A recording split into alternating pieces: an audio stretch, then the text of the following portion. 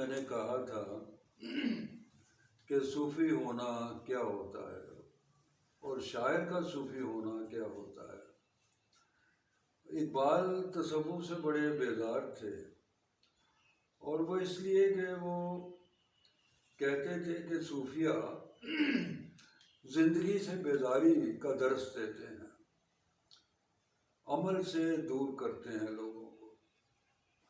تو شاعری میں بھی میری ایک فلسفی رہی ہے کہ زندگی جبر مسلسل نہیں، بہت خوبصورت ہے۔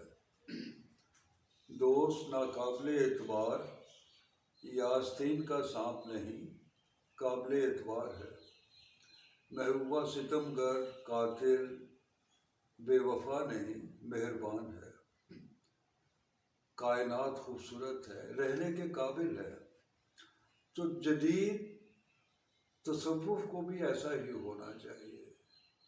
نئی شاعری اور نیا تصوف مثبت ہے، اثبات ہے، نفی نہیں۔ تو میری شاعری کچھ ایسی ہی ہے۔ اور محبت کے بارے میں بہت سے شعر ہیں، تو اس میں خدا کا ذکر بھی ہے کہ عمر گزری ہے عبادت کرتے، عمر گزری ہے عبادت کرتے، اچھا ہوتا جو محبت کرتے، آئینہ ہوتا جو گھر میں کیسر، ہم کبھی اپنی زیارت کرتے۔ تو اپنی زیارت کرنا، اپنے ساتھ رہنا، یہ بہت ضروری ہے۔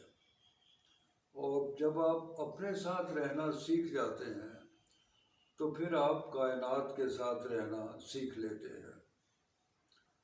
تو میرا مذہب ہے محبت کرنا، میرا مذہب ہے محبت کرنا، اے خدا میری حفاظت کرنا۔ دوست بھی ہوتے ہیں بچوں کی طرح، اپنے بچوں کی حفاظت کرنا۔ اچھے چہرے بھی دعا ہوتے ہیں، اچھے چہرے بھی دعا ہوتے ہیں، اچھے چہروں کی زیارت کرنا۔ کسی نے کہا کہ آپ نے تو زیارت کا مطلب ہی بدل دیا۔ تو یہ زیارتیں جو ہیں یہ صوفیہ کی زیارتیں ہوتی ہیں۔ پروین شاکر نے ایک بار مجھے کہا، سر آپ کی شاعری میں محبوبہ نہیں ہے۔ میں نے کہا کہ اگر میں کہوں کہ وہ عورت خوبصورت ہے، لڑکی خوبصورت ہے، سب لوگ حیرت سے مجھے دیکھتے ہیں۔ جب میں کہتا ہوں درخت خوبصورت ہے، کسی کو حیرت نہیں ہوتی۔ میں نے تو ایک ہی بات کی ہوتی ہے، مختلف بات نہیں ہے۔ تو ہم نے خوبصورتی کو، محبت کو بہت محدود کر رکھا ہے، اس میں دوستانہ نہیں ہے۔ اور تصوف میں، ہمارے میٹا فزکس میں یہ جو خوف کا عنصر ہے، ڈر کا، تو ڈر آدمی کو بزدل بنا دیتا ہے۔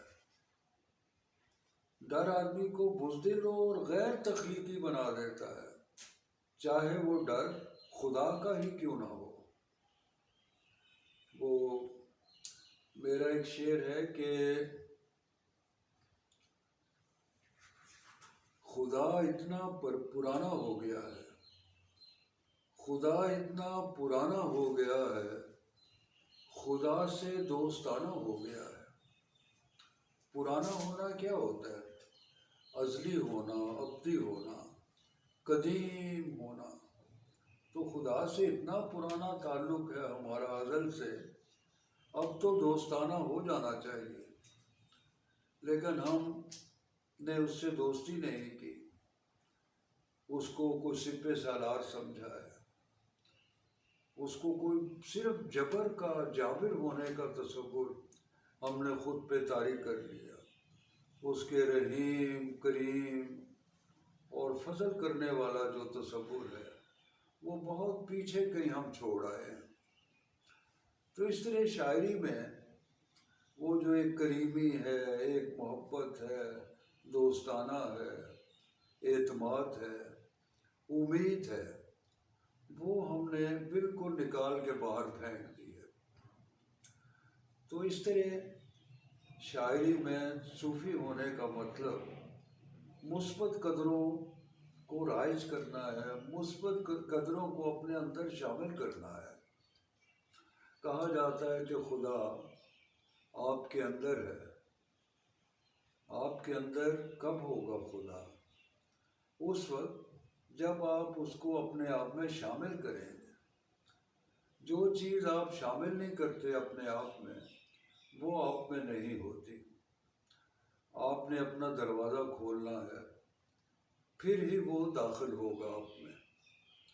تو ہم نے کائنات پر، خدا پر، انسانوں پر، دنیا کی خوبصورتیوں پر اپنے دروازے بند کر رکھے ہیں۔ تو وہ شاعری جو خوبصورتی پھیلاتی ہے، دنیا میں روشنی پھیلاتی ہے، اس کی طرف قدم بڑھانے کی ضرورت ہے۔ تو آج کے لیے اتنا ہی، بہت شکریہ۔